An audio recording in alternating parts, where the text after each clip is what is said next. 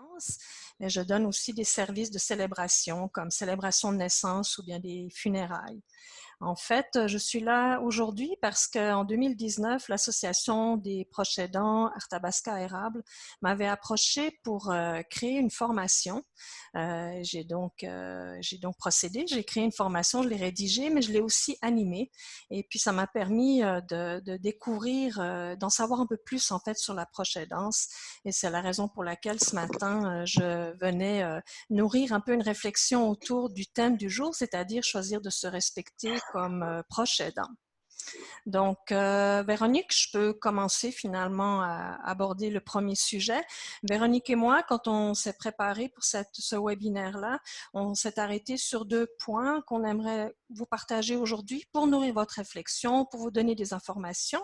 On aimerait vous parler de la culpabilité, du sentiment de culpabilité, puis aussi de la notion des limites, c'est-à-dire d'être capable de mettre nos limites et puis de les respecter aussi, nos limites. Donc, moi, ce matin, je vais vous parler de la culpabilité. Choisir de se respecter comme proche aidant, ben, c'est choisir de se respecter déjà comme individu. Je dirais que quand on est proche aidant, quand on est déjà impliqué comme proche aidant, c'est encore plus difficile de se respecter. C'est encore plus difficile si on se respectait déjà pas avant que nous ayons été proche aidants. Donc, il y a un défi à relever là. Puis, en fait, pour être capable de se respecter, eh bien, il faut se connaître aussi. C'est-à-dire que si on est capable de reconnaître les émotions qui nous habitent, reconnaître des sentiments qu'on vit, eh bien, on va être capable de se respecter davantage. Ce qui peut aussi nous aider, c'est être en mesure de dire, de nommer ce qu'on aime et de nommer ce qu'on n'aime pas. Parce que parfois, il arrive qu'on sait plus ce qu'on aime puis ce qu'on n'aime pas. Et je me souviens d'un homme qui m'avait partagé sa réalité de proche aidant. C'était un homme qui était actif professionnellement dans la cinquantaine avancée. Il s'occupait de sa conjointe à domicile qui était aux prises avec une maladie dégénérative. Et puis à un moment donné, c'était tout un parcours Bon, le bio. C'était tout un parcours difficile. À un moment donné, il a pris la décision de placer sa conjointe. On a eu l'occasion de se retrouver dans un contexte social, dans un restaurant, et puis je prenais de ses nouvelles. Et en fait, il faisait le constat, après tous ces mois passés auprès de sa conjointe et de travailler à temps plein, il disait, c'est épouvantable de se rendre compte que je ne sais plus ce que j'aime. Donc, en fait, il avait tellement dédié sa vie à sa conjointe que même lui, il savait même plus ce qu'il avait envie de manger, par exemple. Il savait pas ce qu'il avait le goût dans sa vie parce qu'il était trop absorbé par la réalité de sa conjointe. Donc, se rappeler ce qu'on n'aime pas, et puis, comme je l'ai dit tantôt, ce sera Véronique qui vous en parlera, c'est-à-dire nommer ses limites. Ben, pour les nommer, il faut être capable de les connaître aussi. C'est quoi ma limite? Et puis, quels sont les signes qui me disent que je suis en train de dépasser mes limites? Souvent, ça peut être des signes physiques aussi qui nous indiquent qu'on en fait trop, par exemple. Donc, connaître ses limites et puis s'y tenir. Donc, en fait, on se consulte quand on choisit de se respecter parce que c'est un choix qu'on fait, choisir de se respecter, puis de s'assurer que on va bien, et puis si on ne va pas bien, eh bien de voir qu'est-ce qu'on peut faire pour aller mieux, comme proche aidant, toujours, puisque c'est le sujet de la proche aidance. Donc, moi, ce matin, je voulais vous parler du sentiment de culpabilité, parce que le sentiment de culpabilité, c'est un sentiment qu'on retrouve beaucoup chez les proches aidants. Quand j'ai donné la formation, il y a une rencontre qui est dédiée aux émotions, aux sentiments qu'on peut vivre. Et la culpabilité, jusqu'à maintenant, c'est 100% de participants qui savaient ce que c'était le sentiment de culpabilité. Donc, ils l'avaient vécu ou ils le vivaient. Et puis, on prend le temps de regarder ce qu'il en est. Donc, en fait, quand on parle d'un sujet comme la culpabilité, je trouve intéressant qu'on se mette d'accord sur un thème, une définition, parce que quand on parle des fois selon un sujet, eh bien, chacun peut donner une définition différente en fonction de sa réalité ou de son vécu. Fait que moi, je vous propose une définition, c'est celle que je propose pendant les ateliers sur la proche aidance. Et en fait, peut-être Rachel va pouvoir nous la mettre à l'écran. Comme ça, vous pouvez, si vous souhaitez, la lire tranquillement ou bien la relire ou en prendre note si ça vous convient. Donc, je vais vous lire cette définition en fait de Michel Arcan et Lorraine Brissette, qui sont respectivement psychothérapeutes et spécialistes en gérontologie et intervention sociale. Elles se sont beaucoup penchées sur l'aspect de la proche aidance, de l'épuisement que l'on retrouve en proche aidance aussi. Et voici la définition qu'elles proposent de la culpabilité. La culpabilité peut être définie comme la punition la plus immédiate que quelqu'un puisse s'affliger à lui-même pour avoir transgressé des règles qu'il avait adoptées ou pour se punir de ne pas avoir atteint l'objectif qu'il s'était fixé. C'est une longue définition. Moi, je la trouve extrêmement intéressante parce qu'elle montre que la culpabilité, si on en vit, on est aussi capable de s'en défaire, pour autant qu'on reconnaisse qu'on vit un sentiment de culpabilité et puis de savoir pourquoi on en vit de la culpabilité. Parce qu'en fait, la culpabilité ou le sentiment de culpabilité, c'est un symptôme. C'est comme à l'époque, quand je travaillais comme infirmière, les gens ont des symptômes physiques ou psychologiques, ils vont consulter. Ça, c'est ce qu'on voit, c'est ce que le corps nous dit, mais maintenant, il s'agit de savoir pourquoi c'est présent, puis d'aller voir la cause. Et on fait exactement la même chose. Si on est capable de dire qu'on vit de la culpabilité ou qu'on a un sentiment de culpabilité, ben ça, c'est déjà une bonne chose. On est capable de mettre un mot sur ce qu'on vit. Puis moi, j'ai dans l'idée que si on est capable de mettre un mot sur ce qu'on vit, on a déjà bien avancé dans notre processus personnel, mais c'est de savoir pourquoi on en vit, quelle est la cause de cette culpabilité-là. Donc, en fait, je réfléchissais sur ce sujet-là, puis évidemment, des causes à la culpabilité, il peut en avoir énormément, autant qu'il y a d'individus qui la vivent, cette culpabilité. Donc, on peut se culpabiliser de ne pas pouvoir en faire plus, c'est-à-dire qu'on est engagé, on aimerait en faire plus, mais peut-être que physiquement, on a des limitations nous-mêmes et on ne peut pas en faire plus et ça nous fait vivre de la culpabilité. On peut aussi en vivre parce que comme proche aidant, on n'arrive pas à combler tous les besoins de la personne qu'on aide. Donc, on a dans l'idée de vraiment combler les besoins, tous les besoins de la personne. Et en fait, on se rend compte qu'on n'y arrive pas. Et effectivement, il est extrêmement difficile dans la vie, indépendamment de la proche aidance ou non, de combler tous les besoins d'une seule personne. C'est à mon sens, pas vraiment réalisable. On peut aussi ne pas se sentir à la hauteur. On peut aussi dire je me sens coupable parce que je me sens pas à la hauteur.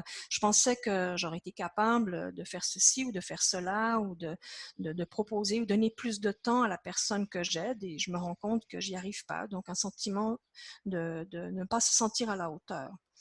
Véronique me partageait aussi un point que je trouve vraiment très intéressant, c'est qu'elle disait on peut même se culpabiliser d'avoir du plaisir dans notre vie alors qu'on s'occupe de quelqu'un qui est aux prises avec une maladie ou avec une situation difficile et qui ne vit pas nécessairement beaucoup de plaisir.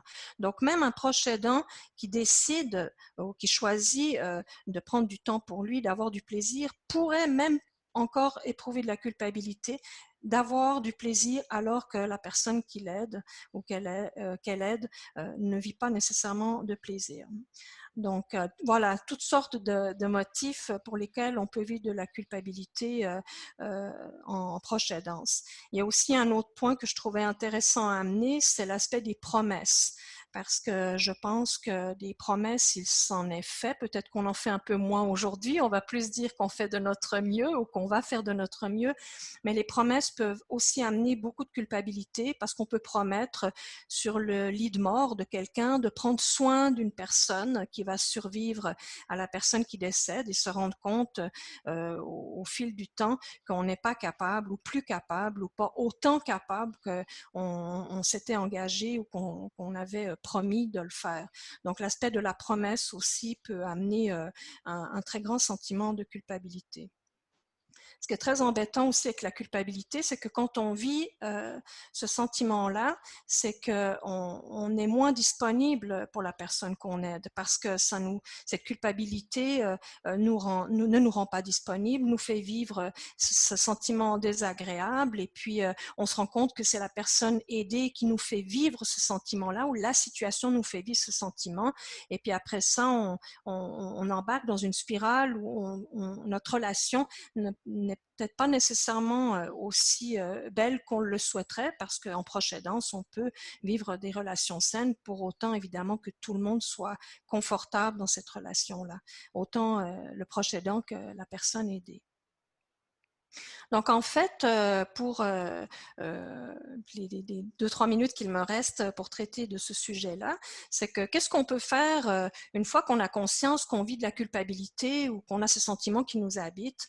Eh bien moi, je trouve que le fait de se dire que chaque jour on fait de notre mieux me semble être une belle alternative aussi, plutôt que de vouloir être parfait ou de vouloir offrir toujours le meilleur de nous-mêmes, parce que tout le monde sait très bien qu'il y a des matins où notre mieux, c'est pas nécessairement le même mieux que la veille ou l'avant-veille. C'est-à-dire que chaque jour, on se lève avec une énergie qui est la nôtre et on va se coucher toujours, en tout cas c'est ce que je nous souhaite, de nous coucher le soir en disant, eh bien j'ai fait de mon mieux, même s'il y a des jours où on trouve que c'était pas nécessairement aussi waouh que d'autres jours, mais de faire de notre mieux me semble une bonne alternative en termes de pensée, de ce qui nous habite. Et puis également dans les lectures que j'avais faites de Méga Marquand et Brissette, elles proposent de trouver de nouvelles réponses, c'est-à-dire que la culpabilité, on peut essayer de l'atténuer, on peut arriver à l'atténuer en trouvant de nouvelles réponses, c'est-à-dire que notre responsabilité, c'est de se dire plutôt que de continuer à vivre ce sentiment de culpabilité, qu'est-ce que je peux faire ou comment je peux m'aider moi-même, parce que le proche aidant aussi peut s'aider ou doit s'aider ou trouver à être accompagné ou effectivement aussi déléguer des tâches qu'il n'est plus en mesure de compléter ou que même après avoir essayé ou expérimenté de prendre soin d'une personne, mais dont pour des soins d'hygiène, se rend compte que ça va au-delà de ses capacités ou bien que ça c'est pas possible pour lui de continuer, et bien simplement de vérifier qui peut s'occuper de cette tâche et de trouver une personne, de déléguer à quelqu'un, ça peut être un professionnel ou une personne dans notre entourage direct pour se faire aider. J'ai envie de dire que se faire aider ou que le proche aidant se fasse aider, c'est un sujet en lui-même aussi. Donc, je vais boucler en fait avec la notion de culpabilité, puis de vous dire que notre responsabilité personnelle, c'est de trouver de nouvelles réponses et de voir pourquoi je me sens coupable et qu'est-ce que je peux faire pour améliorer ma situation personnelle et diminuer ce sentiment de culpabilité qui peut altérer notre relation avec la personne que l'on aide. Alors voilà pour moi. Ben, merci beaucoup, Fabienne. On va vous laisser un petit temps si jamais il y en a qui ont des questions touchant la culpabilité, touchant ce que Fabienne vient de nommer. Donc, soit vous pouvez les écrire dans le chat ou Sophie va nous faire signe si quelqu'un lève la main ou Oui. veut parler, là. En fait, on peut poser des questions, mais il est aussi possible de faire un commentaire ou une réflexion. Je constate que pendant les animations, les proches aidants ont des réflexions des fois qui sont de véritables cadeaux pour les participants et pour moi-même comme animatrice pour venir nourrir en fait, pour découvrir quelle est la réalité et quelle est la réflexion que les proches font d'eux-mêmes ou par rapport à la proche aidante. Donc, ça peut être une réflexion que vous souhaitez partager aussi. Je sais qu'il y a quelqu'un qui demandait qu'on réaffiche la définition de la culpabilité. Fait Oui, que je vais demander à Rachel de nous remettre ça en oui. partage d'écran. Mais vous allez Oui. l'avoir là, quand vous allez avoir le lien après pour dans le fond, reprendre la conférence. Vous allez la retrouver aussi, là. Mhm. Est-ce qu'il y a des questions? Je pense que non. Mais de toute façon, s'il y a des questions, des commentaires par la suite, il y aura peut-être un autre du bien. Ben, il y a quelqu'un qui dit ben, merci, ça fait du bien de vous entendre. Effectivement, hein? Oui. Est-ce que. Fait que pour l'instant, je vais juste poursuivre, mais on va Rachel, pouvoir revenir, là. je Oui, m'excuse, Sophie? Véronique. Rachel, Rachel, tu peux mettre le PowerPoint? Parce qu'on dirait que je ne l'ai pas. Oui, donne-moi 2 secondes. OK. Juste parce que j'étais en train d'écrire quelque chose, puis là, finalement, j'ai entendu qu'on avait besoin de la définition. C'est ça, Véronique? Vous Oui, vouliez c'est l'avoir ça. maintenant? Remettre Parce la que définition, moi, parce que je quelqu'un pensais que demandait Rachel, refaire elle la vous définition. entendait, fait que je ne me suis pas occupée, mais voilà. Je m'excuse. Merci, Rachel. Merci beaucoup. Est-ce qu'il y a des gens qui voulaient l'écrire? C'est pour ça, oui. Oui, sûrement. Peut-être en même temps prendre s'il y a d'autres questions, sinon tu vas pouvoir poursuivre, puis on la remettra Oui. à la fin, vous pourrez rester là, on la reprojettera la définition. Oui. Ben, oui, c'est ce que je me disais. Donc, s'il n'y a pas d'autres questions ou d'autres commentaires, on va poursuivre. Fabienne nous parlait beaucoup de la culpabilité. Comme proche aidant, il faut choisir de se respecter. C'est pas pour rien qu'il y a le terme choisir non plus. C'est pas un choix qui est toujours facile à faire de se respecter comme proche aidant. Dans le sens où souvent on se retrouve avec toutes sortes de choses qui nous empêchent un peu de mettre nos limites ou qui font que mettre nos limites, c'est difficile. Il peut y avoir, pour aller un peu dans le sens de Fabienne tantôt qui parlait de la culpabilité, il peut y avoir des pressions sociales qui font que nos limites, on a de la misère à les mettre parce que premièrement, ben, on se fait dire, ben là, il ou elle est pas si pire que ça, il en ferait autant pour toi, ils en ont déjà fait beaucoup pour toi, tu lui dois bien ça, et toutes sortes de phrases comme ça que je suis sûre que vous avez jamais entendues, comme la culpabilité, on vous a jamais parlé de ça, sûrement non plus.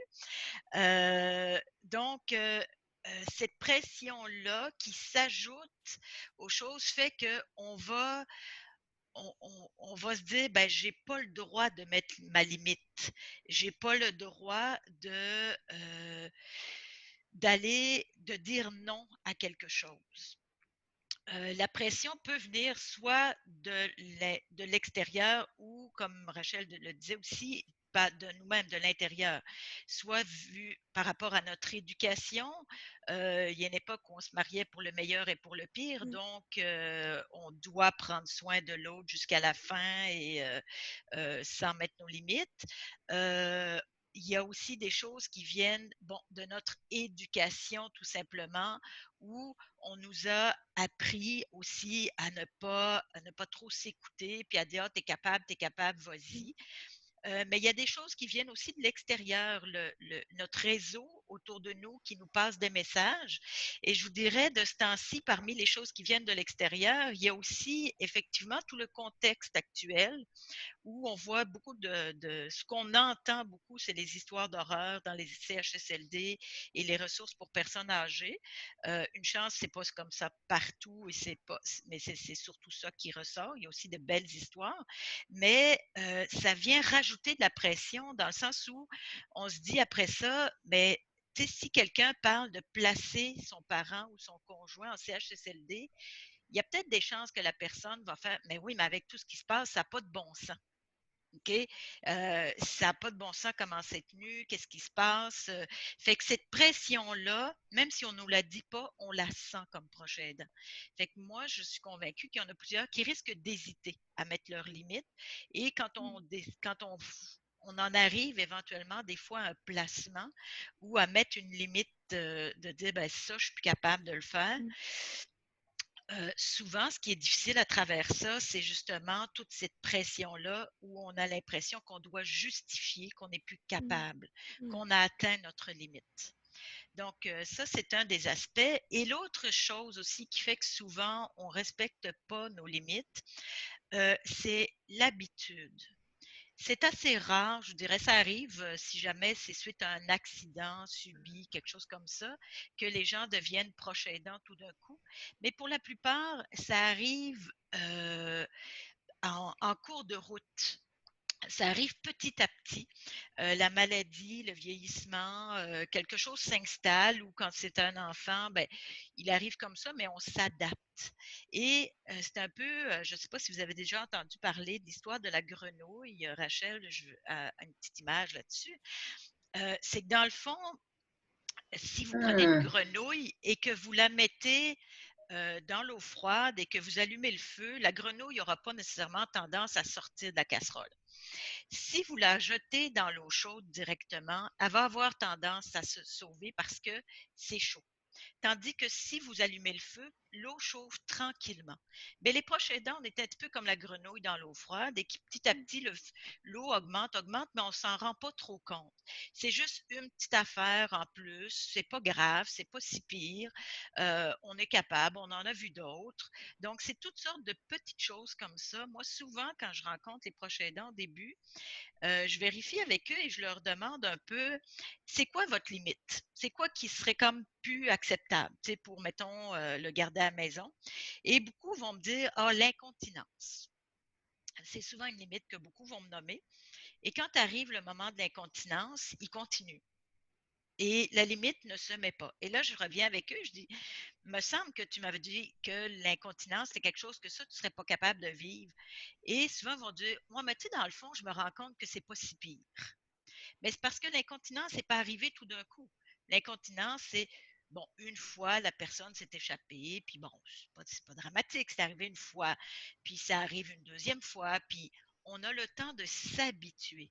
Et ça fait que notre limite qu'on s'était mise et qu'on pensait avoir, ben, on la dépasse tranquillement, on la repousse petit à petit, jusqu'au moment où, à un moment donné, on se rend compte qu'on est fatigué, qu'on est épuisé, on n'a plus de temps pour nous.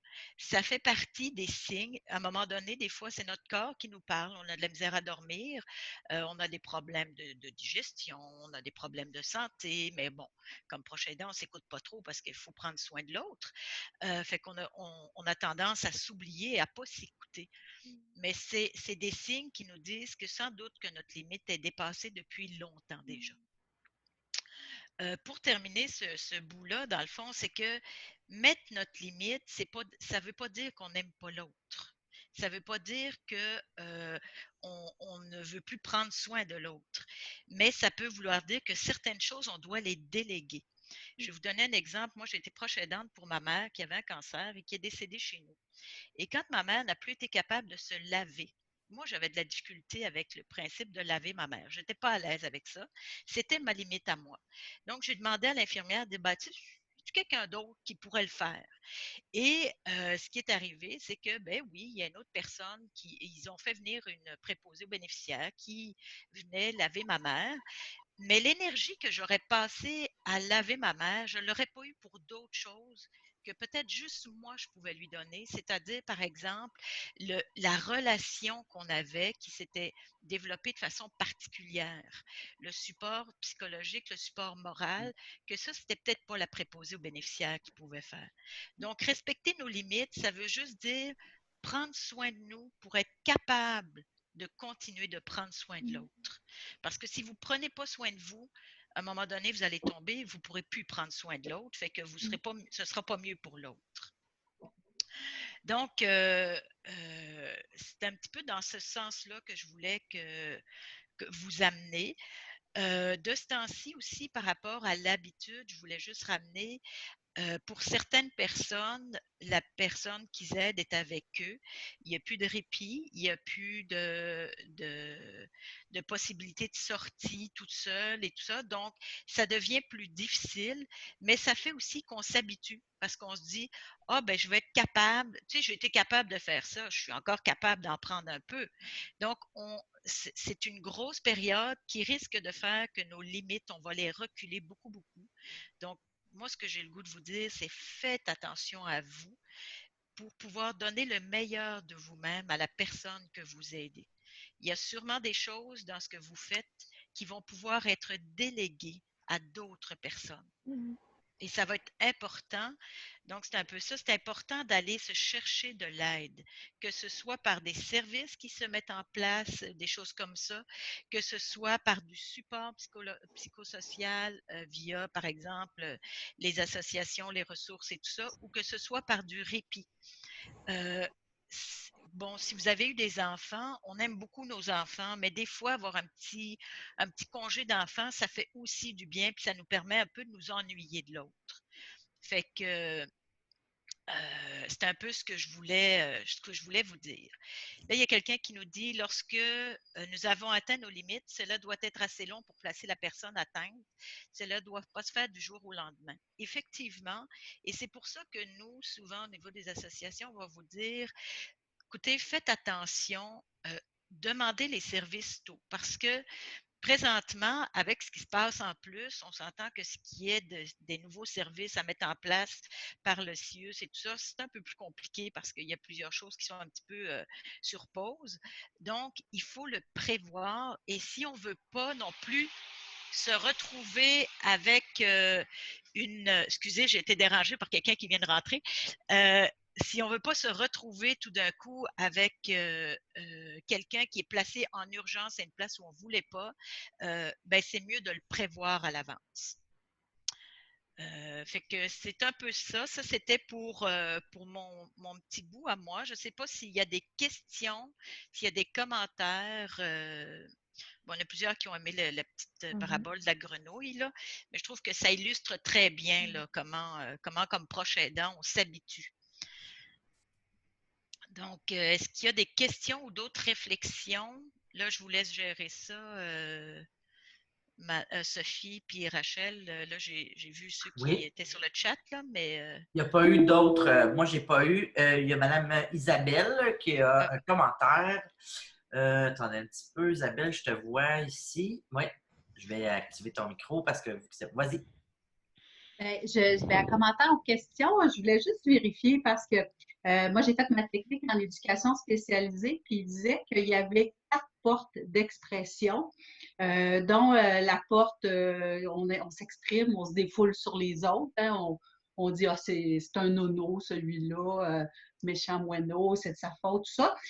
On a la porte d'expression qu'on somatise, donc on garde en dedans, on se brise un peu, on a mal à la tête, on a mal au ventre.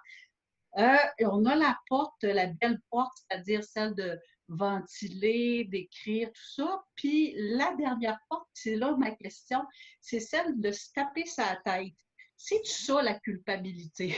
C'est-à-dire que ça serait moi, là, je suis donc ben doudoune, j'aurais donc dû, une façon de s'exprimer, mais c'est ça la culpabilité. Je pense que ça rejoint un petit peu l'idée du sentiment de ne pas être à la hauteur. Donc, on pense qu'on pourrait en faire plus. Ça rejoint aussi ce qu'a dit Véronique, c'est que nos limites, si on ne prend pas le temps de réfléchir avant d'être dans l'eau chaude, eh bien, on ne saura pas trop distinguer c'était quoi notre limite. Et souvent, ce qui arrive, c'est que c'est l'épuisement qui va nous dire que nos limites sont dépassées depuis très, très, très, très longtemps. Donc, c'est pour ça que choisir de se respecter, c'est vraiment de prendre le temps. Il n'y a pas besoin d'être actuellement proche aidant pour se poser la question, parce que nous sommes tous des proches aidants en puissance dans la vie. On peut devenir proche aidant d'un parent, d'un enfant, on peut devenir proche aidant d'un ami, d'une connaissance, d'un voisin. Donc, c'est quand même intéressant de s'assurer effectivement de connaître nos limites. Je trouve que ça rejoint aussi beaucoup ce que Véronique a dit par rapport à mettre ses limites. Oui, ce serait ça mon point.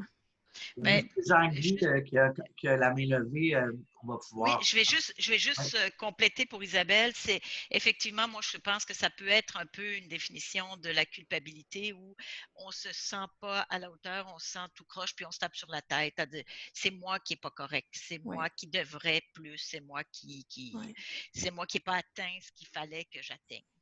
OK. Merci.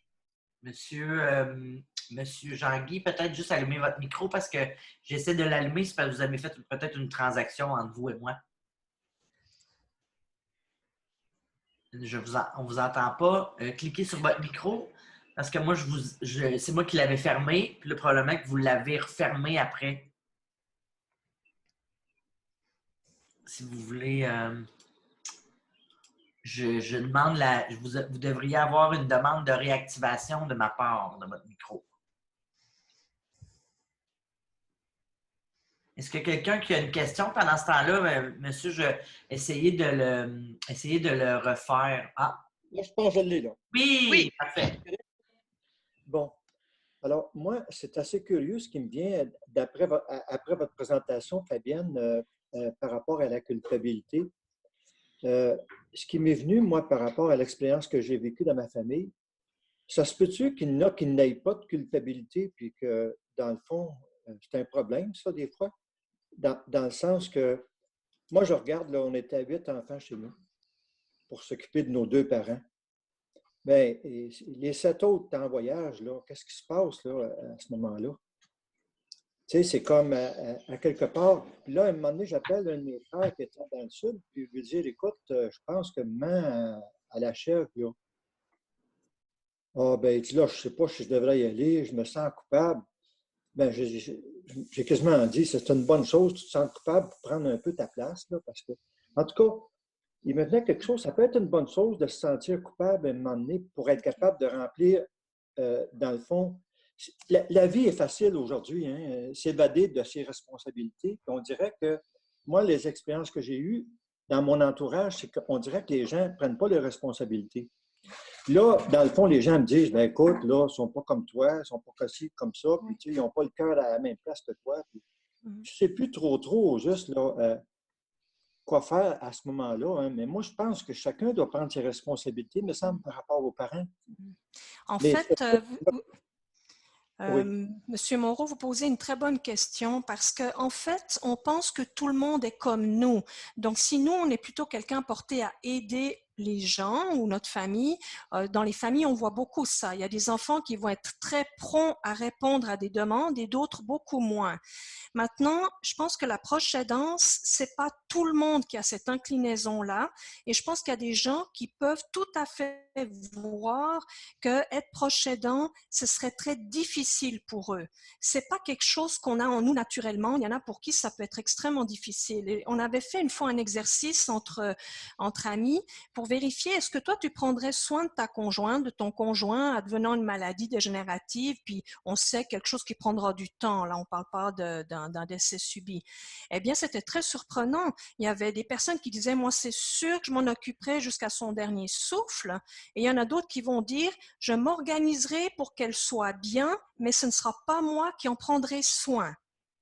Donc, en fait, il y en a qui vont être capables de mettre leurs limites et de pouvoir dire, même si ça se dit pas socialement, parce que ça se dit pas.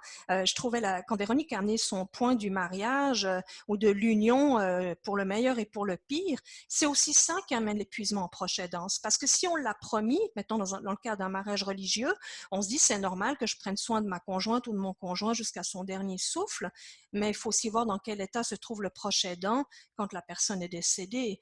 Donc, il y a une inclinaison naturelle. Je pense qu'il y a des gens qui sont des soignants de nature ou même des sauveurs. Ça, c'est peut-être quelque chose un peu plus délicat parce qu'on peut vraiment s'épuiser en voulant sauver tout le monde.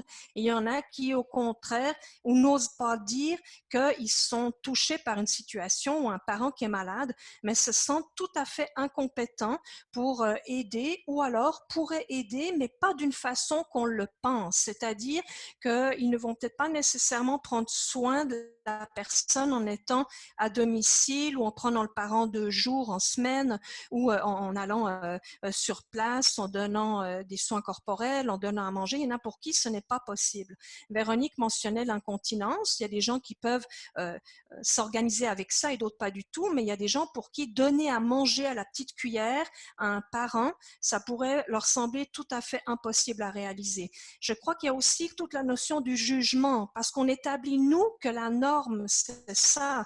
Mais en fait, il n'y a pas de norme en proche aidance. Et si on était tous très honnêtes sur ce dossier-là, puis qu'on avait la capacité, mettons, entre 8 enfants, vous êtes une famille de 8, de dire comment tu te places, toi, par rapport à cette situation, et si on était capable et de se respecter et respecter l'autre, je pense qu'on aurait beaucoup moins de soucis dans les familles en général.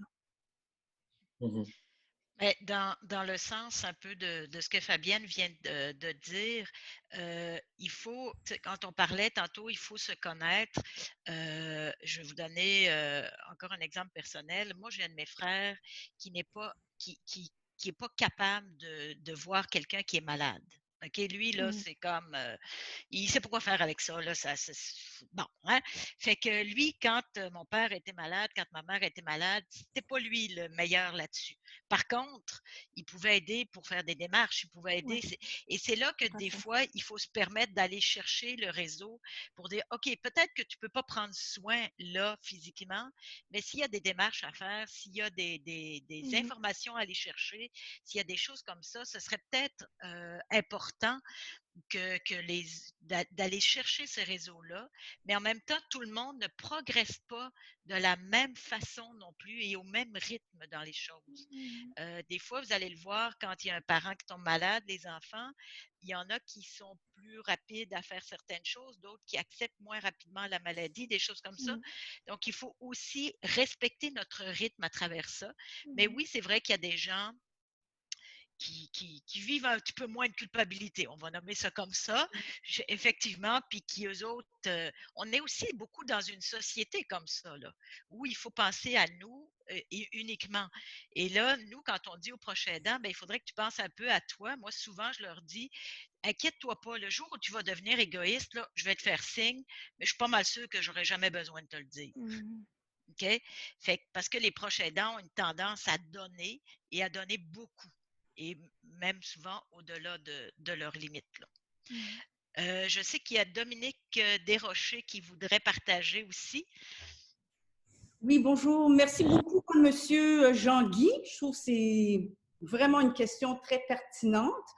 Moi, je me dis, puis j'espère que ma mère, elle m'entend en ce moment parce que ma mère me racontait comment elle a accompagné sa mère. Puis à la mort de sa mère, j'ai vu tous les autres enfants de sa famille, je ne sais pas, avoir comme une certaine jalousie, puis une culpabilité aussi pour ne pas avoir vécu ce qu'elle a vécu en tant que proche aidante pour sa maman.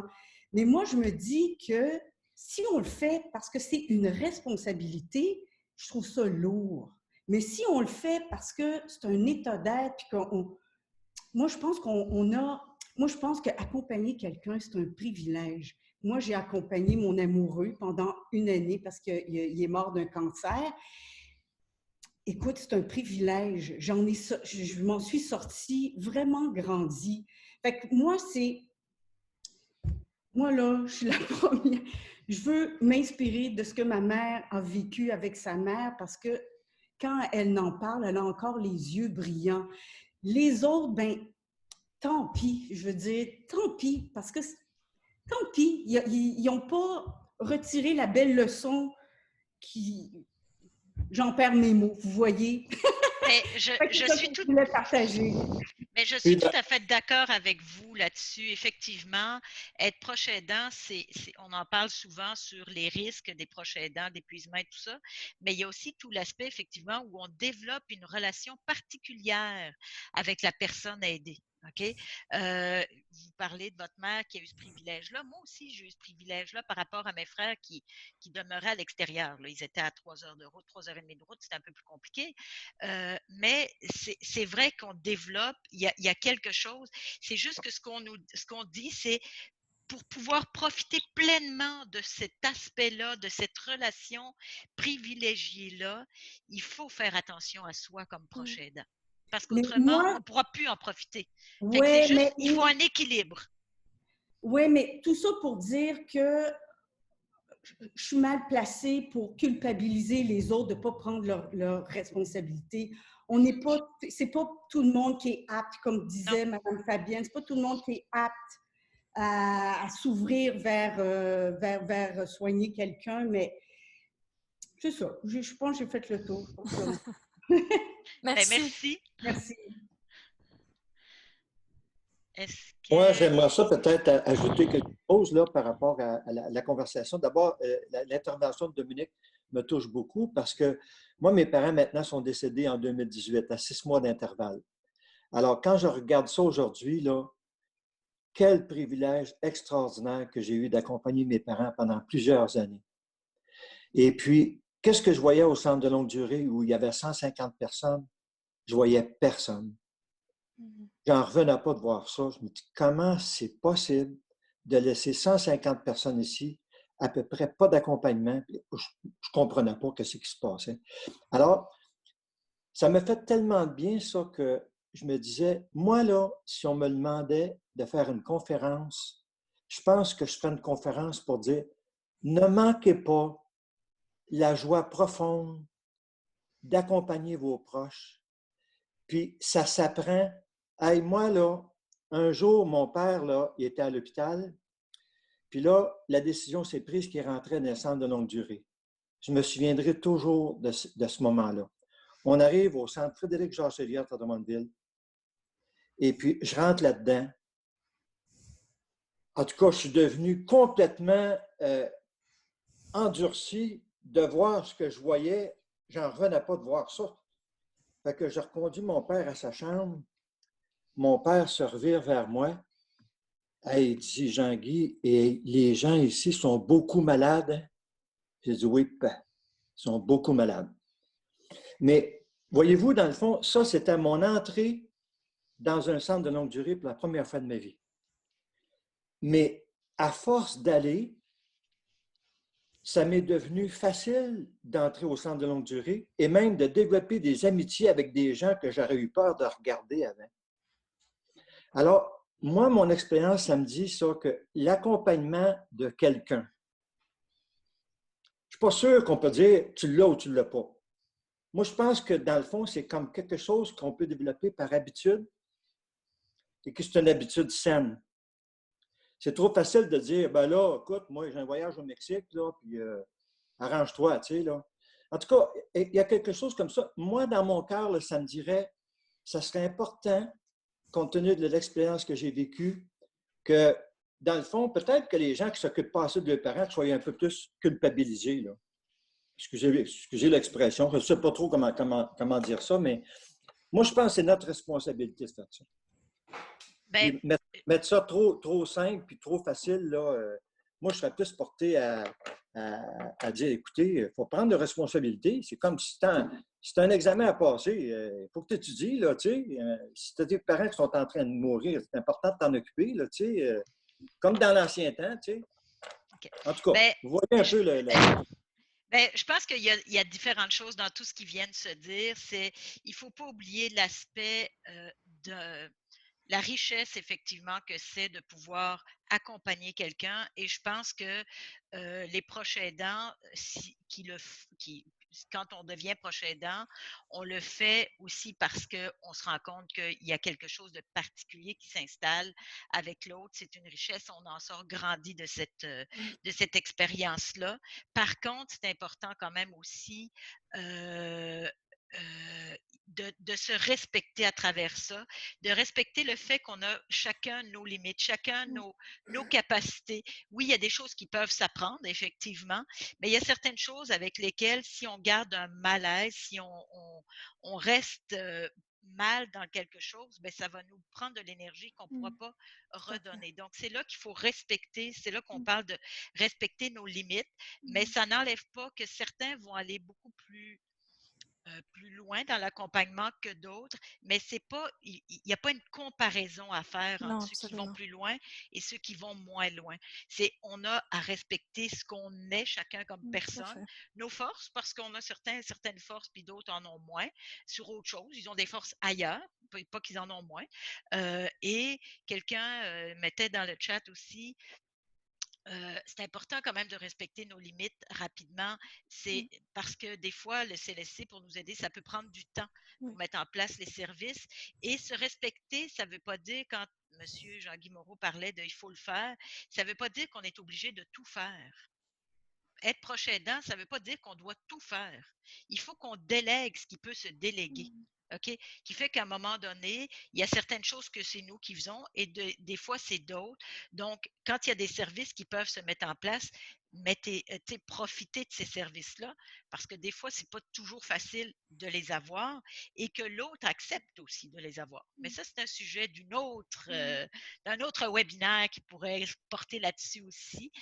Véronique, j'aimerais aussi intervenir parce que la proche aidance, c'est vrai que c'est un sujet très vaste, mais il y a aussi l'apprivoisement de la mort. Et aujourd'hui, la mort n'est pas un sujet très excitant et beaucoup traité malheureusement. Et je pense que ça rend la problématique de la proche aidance difficile aussi parce qu'on peut s'occuper de quelqu'un, mais une fin de vie, c'est aussi beaucoup d'apprivoisement parce que ça nous confronte à notre propre mort aussi. Je voulais simplement rajouter ce point, ça peut être même un sujet en tant que tel, la mort, parce que la proche aidance, ça arrive effectivement que les gens, dans des situations de chronicité ou de maladie dégénérative, finissent par mourir. Donc, il y a aussi tout l'aspect de la mort qui n'est pas à négliger non plus. Comment les gens le vivent et qu'est-ce qu'ils sont capables de faire avec cette notion-là. Et dernier petit point qui est amené aussi par quelqu'un sur le chat, effectivement, c'est la durée de l'accompagnement comme proche aidant aussi qui peut faire des fois une différence. Accompagner quelqu'un pendant quelques mois et l'accompagner pendant 20 ans, ça peut être différent aussi. Donc, c'est là qu'il faut se donner les moyens de se regarder aller, de se connaître aussi pour dire, est-ce que je suis encore bien là-dedans? Si je suis plus bien, qu'est-ce que je peux faire pour pouvoir être bien? Pour pouvoir continuer de profiter du beau côté de la proche aidance. Fait que je pense que ça pourrait un peu conclure ce qu'on disait. Je sais qu'on pourrait en jaser longtemps encore, là, mais... Ouais. Moi, je vais inviter les gens à allumer leur caméra allumez pas nécessairement votre micro parce que vu qu'il est... merci pour les commentaires, là, Daniel qui nous écrit qu'elle est touchée par ce webinaire. C'est un outil fantastique. Je vois du positif avec le confinement. Bon, merci, effectivement. Je vais transmettre vos remerciements à Véronique et à Fabienne. Merci beaucoup. C'est vrai que ça nous a permis d'en apprendre davantage. Moi, ce que je trouve intéressant, c'est que tout le monde apporte un peu sa réalité. Puis ce qui est riche dans ces moments-là, c'est qu'on partage puis qu'on puisse se sentir un peu moins seul, malgré qu'on ne serait pas en confinement. Puis vous vivez comme proche aidant ou en tout cas comme personne qui les côtoie des moments qui sont pas simples toujours. Alors, le fait de savoir qu'il y a d'autres qui vivent des situations comme nous, ça peut être rassurant, malgré que si on oublie le COVID puis le confinement, c'est de l'isolement qui peut être brisé par ces rencontres-là. Je vais vous inviter, Rachel va déposer dans la conversation le lien sur l'appréciation de...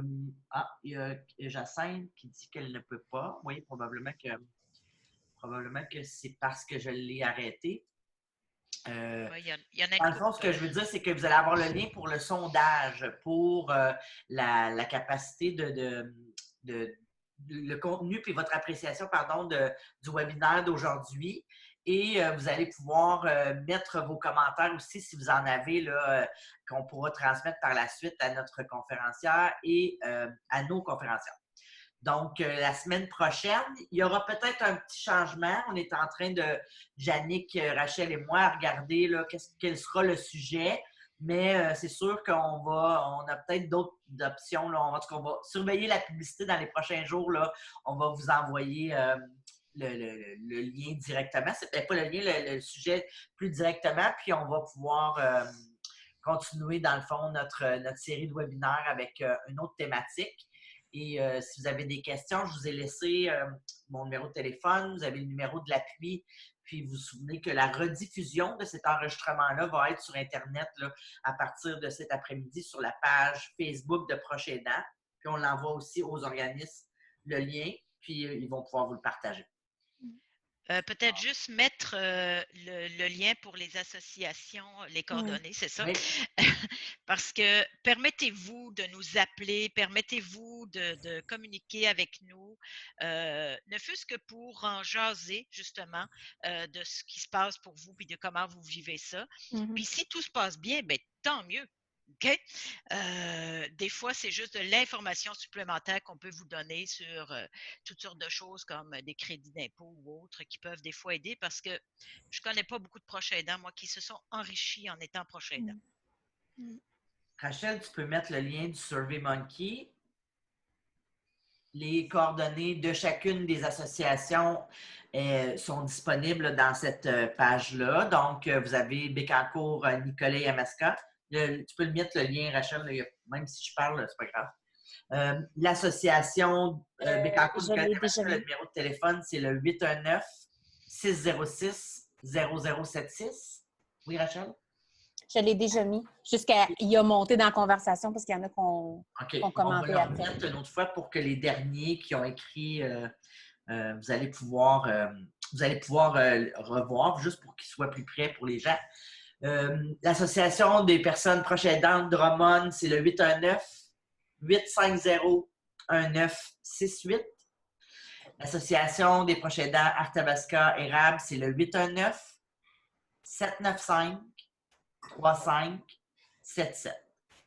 Dans le fond, vous allez pouvoir revoir ce webinaire et vous retrouverez à la fin là, les coordonnées des organisations. Alors, on peut peut-être arrêter le partage d'écran le temps que je vois si certaines personnes ont levé la main.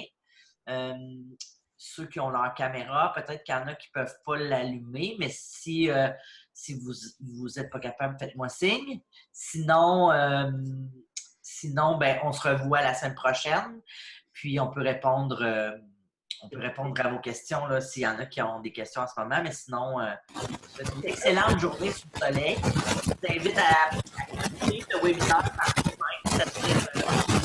quitter. Oups! Oui, je l'ai arrêté. Monsieur Guy, on va devoir ajuster votre petit, on appelle ça un jack, un 8. Le petit... Je m'excuse, je dois l'arrêter parce que ça griche. Bonjour tout le monde.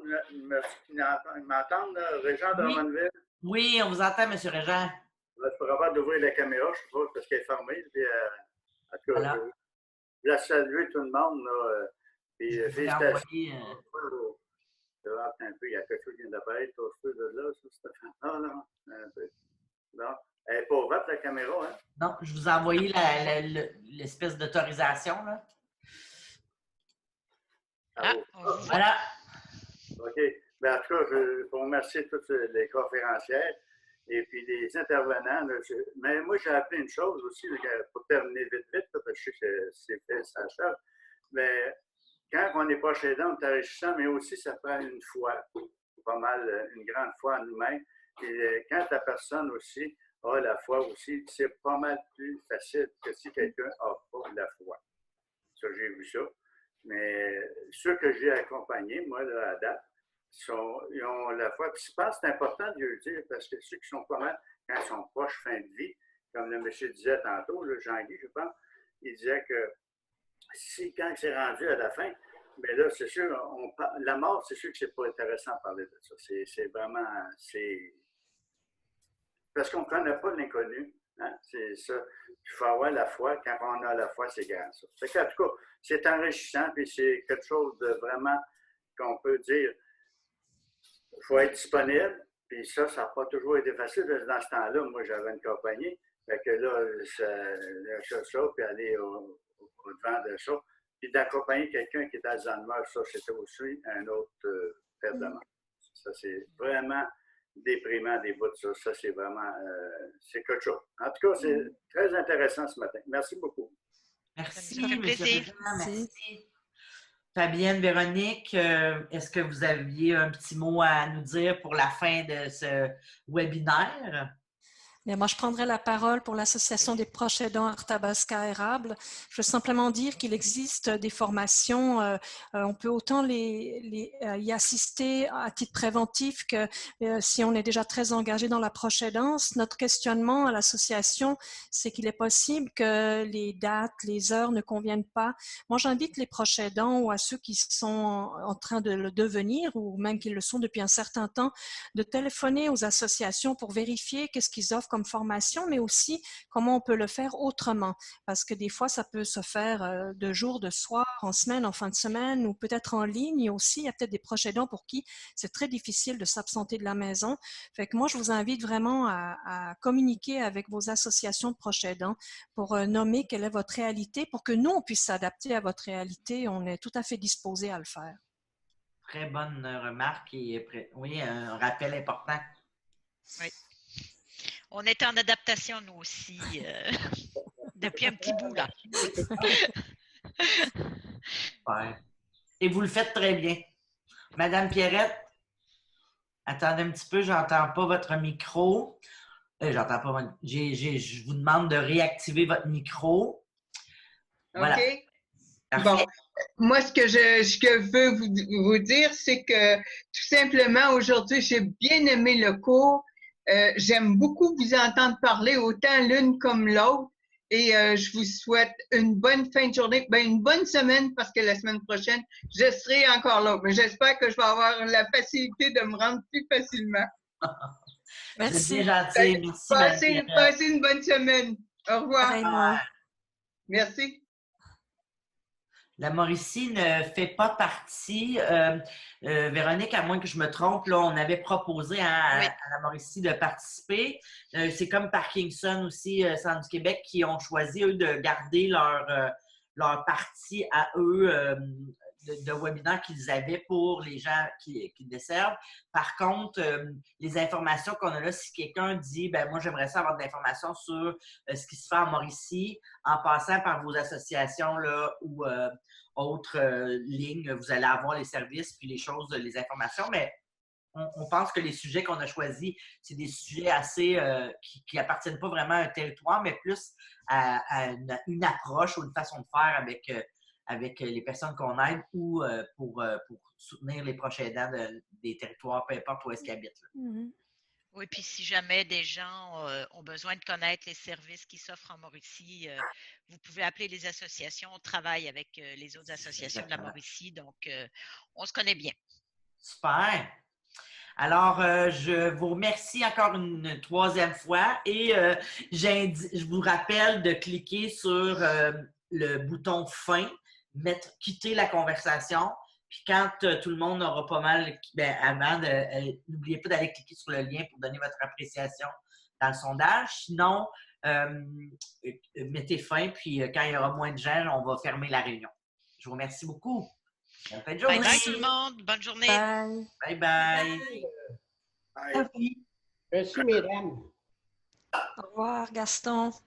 Merci, Fabienne. Ça me fait plaisir. Ça m'a fait du bien de vous entendre. Ça m'a fait du bien de vous revoir. Oui, on passe une belle réunion. Oui, moi aussi. OK. À bientôt, Gaston.